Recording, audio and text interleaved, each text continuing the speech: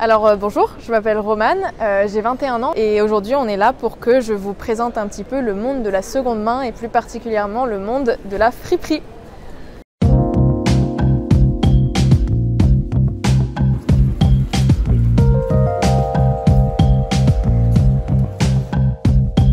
Alors les avantages, pour moi il y en a trois principaux.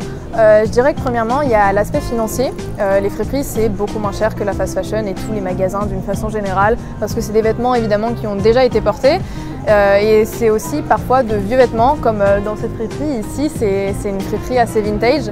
J'aime avoir des vêtements qui sont pas le style des vêtements de fast fashion, donc je préfère le style friperie. Et le troisième aspect, c'est aussi parce que je n'accepte plus d'acheter de première main en vue de la crise écologique actuelle. Attends, mais ça c'est incroyable. Je sais pas si tu connais Dickies. Non. C'est une marque qui coûte cher. Ah oui. Il est à combien là par exemple? Et en temps normal, il coûterait combien? En temps normal, un pantalon Dickies, j'ai pas envie de dire de bêtises, mais ça coûterait pas 15 €. Mais le truc qui est un peu moins personnel, c'est qu'on peut retrouver des vêtements vraiment de qualité en comparaison avec les vêtements de fast fashion parce que c'est des vêtements qui datent et qui étaient produits d'une meilleure façon à l'époque.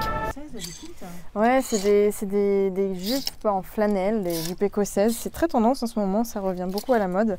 C'est un peu grunge, ça tient chaud et en plus ça permet d'être un peu coquette pour l'hiver ou coquet. Ce à quoi il faut faire attention aussi en friperie, c'est bien regarder l'état de son vêtement parce que bien évidemment ça a déjà été porté et ils n'ont pas forcément tous été inspectés au millimètre près. Et donc par exemple, il y en a qui sont tachés et pas forcément en bon état.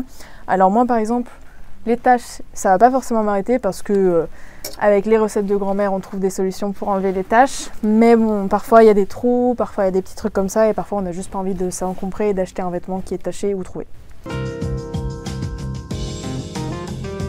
Bah moi, même si j'achète plus de vêtements dans les grands magasins de centres commerciaux, etc., j'aime toujours autant passer un peu de temps dans les magasins de vêtements, donc dans les friperies.